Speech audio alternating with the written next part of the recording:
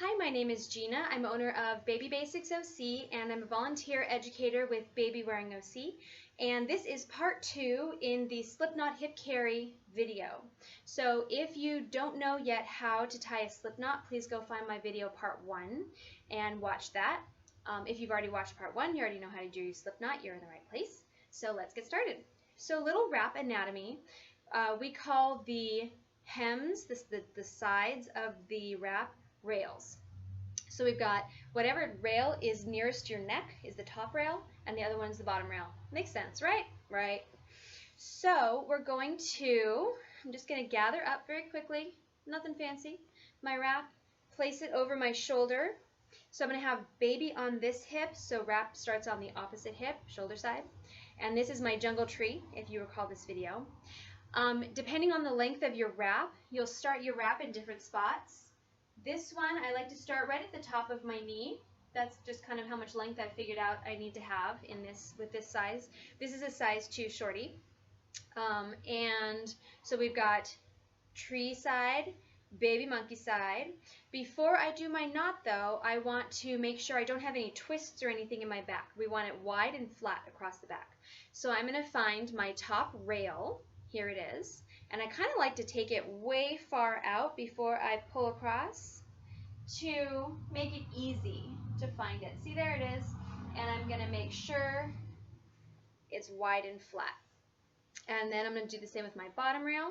There it is, easy to find, wide and flat. And we kind of do a little dry your back. Do you remember Zestfully Clean? Pretend you're zestfully clean.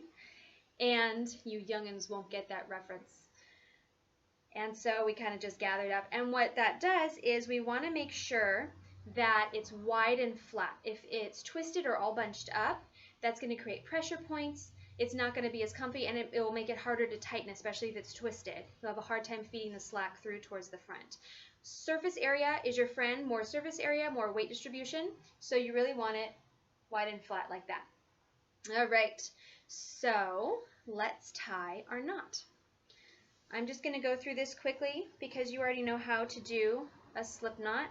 But what I am going to say is you want to pay attention to where your rails are as you're going through the knot. So you want to try to avoid getting twisted through the knot. So I've got my top rail here, and there it is. And then as I go through again, top rail. So baby side loop is here. Mommy tightened loop is here, and they're both still loose and easy to move. I can easily move them up and down my jungle tree. So just like with ring slings, if you experience with those, we want to have our knot kind of up high. If you end up with it down lower, baby's going to be all wonky. It's going to pull. It won't be as comfy. So I like to start with it a little extra high. We want to end it up in corsage position or name tag position. I like to have mine a little bit high to start, and then we want to check and make sure we don't have too much slack. I have a little bit too much space in here. You really want to tighten down enough that you can barely get baby in there, and so you don't have to do a bunch of tightening once baby's already in there, because that'll be a little bit more difficult. So what I'm going to do to get out this overall slack is I'm going to feed it towards the back. All slack goes towards the back. Bring it forward, and then just slide up my knot a little bit to get rid of that. See, nothing fancy. If you have, say, a bunch of uneven slack, and say your top rail is way out here, and your bottom rail is down in here, you just feed that around back, pull it out. You can find your top rail in your tail, and your bottom rail is over here, and then just pull out where you need to pull out.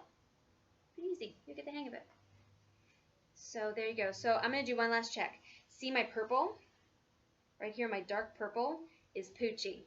That's slack. So nice to have a stripy wrap when you're learning, because there's my dark purple.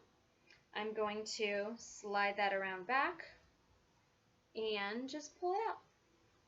There. Easy. So now we are ready for baby. I'm going to go ahead and cap my shoulder just a little bit as a comfort measure, and then we'll fix that. We'll check that again at the end too. So we are ready for baby. Meet baby Mimi. She's a wild child, can't do a thing with her hair. She likes long walks on the beach and granny panties, apparently. So we are going to place her high up on the shoulder, and we're always keeping a hand on baby. And then instead of trying to put the feet in through the top, which is kind of the natural reaction, what we're going to do is take the opposite hand, go up under the pass, find baby's feet. This is why it's really handy to learn in front of a mirror, and spread those feet apart into the wide spread squat as you're lowering baby down. Okay, so optimally, you've got them in that position kind of from the start. But you can always just spread, and you can see hollow of the knee, straight line under the bum, hollow of the knee. In the olden days of baby wearing, many moons ago, we used to say, get as much fabric up there as you can, lean baby away, grab fabric and pull it up. We don't say that anymore, because really what that does is provide slack. So as you're wearing baby, and walking around, that slack works its way out and becomes a popped seat or a saggy carry. Suddenly it's pulling at you, baby's uncomfortable, and that's why. So what we really want is a straight line, knee to knee, under the bum.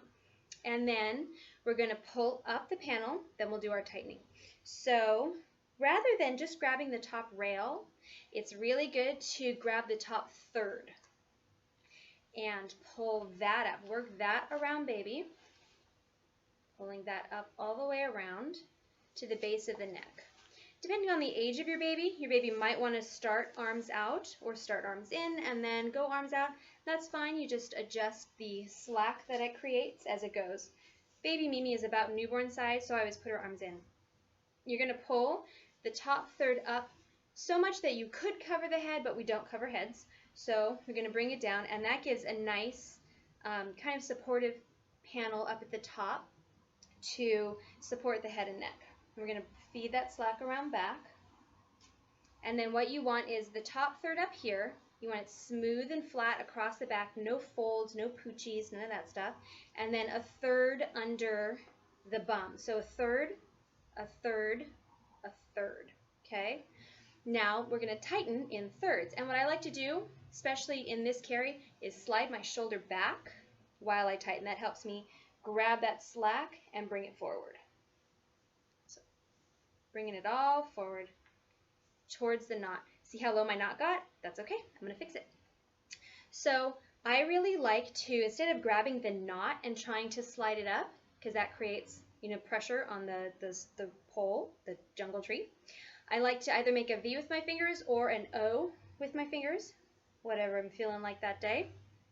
And supporting baby's weight so that we don't lock down that top loop. I'm going to just do an overall, see, slide the shoulder back, pull it up, and then do whatever tightening I need to do.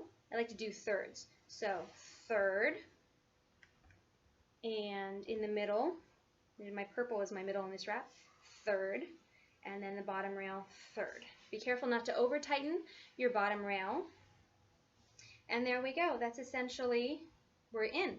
So my shoulder is capped. I've got it down here and up here. It's not all up here on my neck. It's feeling comfy. It's wide and flat across my back. Baby Mimi has a nice wide squat supported through her back. She's snug to me. We move as one. She's not flopping back and forth separate from me. And that is let's show you how to get out of it. You think? So I am going to do a little bit of loosening, just enough to get her out. A nice thing about this carry is you can keep it tied and just pop in and out. So again, supporting her weight to take some weight off of that loop. I'm going to slide down just a little. And opposite, supporting her weight. Some people like to go out the bottom, pull the bottom up and over. My babies hated anything coming over their head, including clothes. So that was not a good option for us. So I like to pull down back into that seat and up. Just reverse everything we did. And out you go. So there you go. You can nurse in this carry. Just loosen, bring it down a little bit, nurse. When you're done, bring it back up, and off you go. So thank you for watching. Again, my name is Gina with BabyBasicsOC and Baby Wearing OC. Thanks.